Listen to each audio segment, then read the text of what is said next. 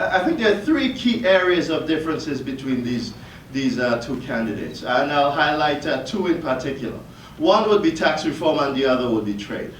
As I said, in terms of infrastructure spending, I see that as a key component of any driver for U.S. economic activity. And over the course of the next few years, we are likely to see that not only in the U.S. huge fiscal push, but perhaps also in Japan, in the European Union, and we've seen some of it in Canada. So in terms of the tax reform, I think that's important. I think for both candidates, there are two different views. For the Democratic candidate, Hillary Clinton, it would be essentially a continuation of Obama's policies with a few tweaks. But I think ultimately the outcome, and these assessments were not done by me, they were done by a conservative think tank. This suggests that if Hillary Clinton pursued the policies that she's enunciated so far, then what we're likely to see is a slightly lower pace of growth, because her position is more towards, I would say, a rebalancing in the tax burden from higher to lower income, from lower to higher income. Sorry, that would slow growth marginally. It would lower income, but what we do know, it would be revenue positive in terms of the deficit. It would be positive. On the other hand, we have a proposal by Trump, and I'll talk about trade in 1 second. What we're going to have, and I think it's important to note, we're going to have a huge boost to economic activity. So the estimate is that we can have economic growth over the next 10 years of about 10 to 11%, a boost to economic growth. We'll have wages rise again by about close to 5 to 6%, and employment rising over that same period. However, there is a cost. You always have to pay the piper. There's a cost of $10 trillion added to the deficit.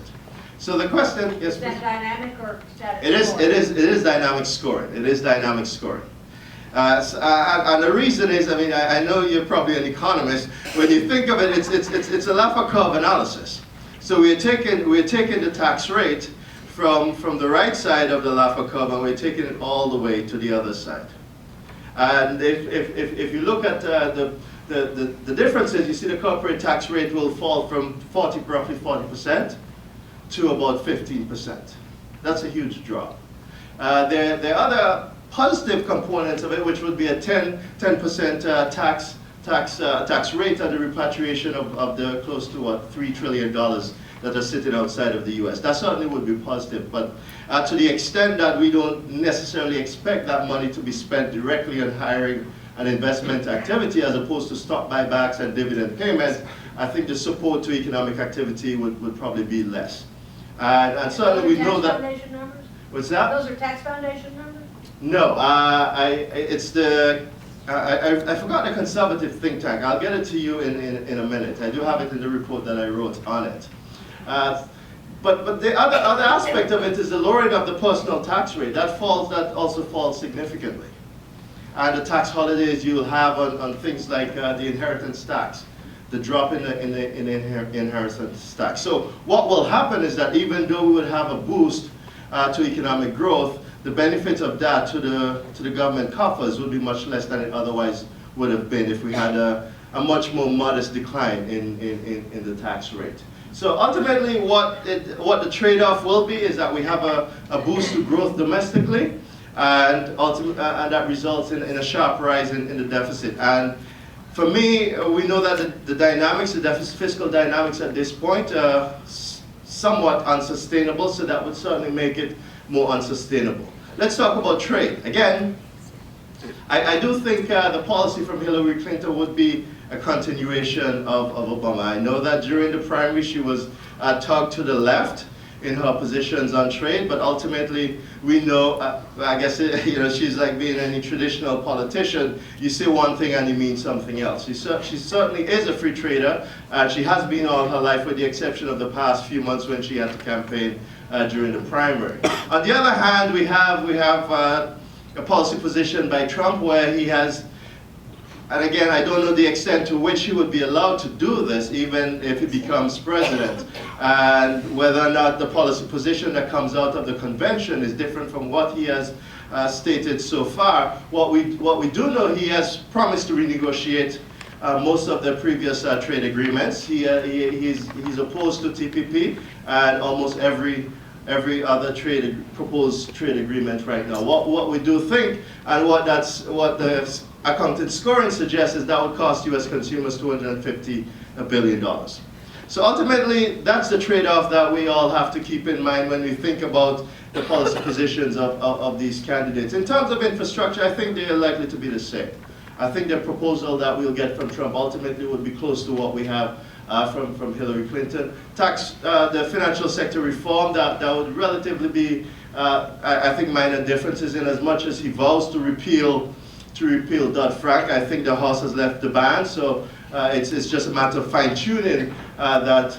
Immigration reform, I also feel it's the same thing. He would be talked to the center, as we've seen so far over the past few weeks with his discussion with Paul Ryan. So I'll stop there. I think I've gone over. No, that's great, but I think one question you can answer is the question about the currencies. Yeah. So in terms of Japan, one has to think the Japanese yen, like the U.S. dollar, enjoys one interesting property, which is it is a safe haven currency.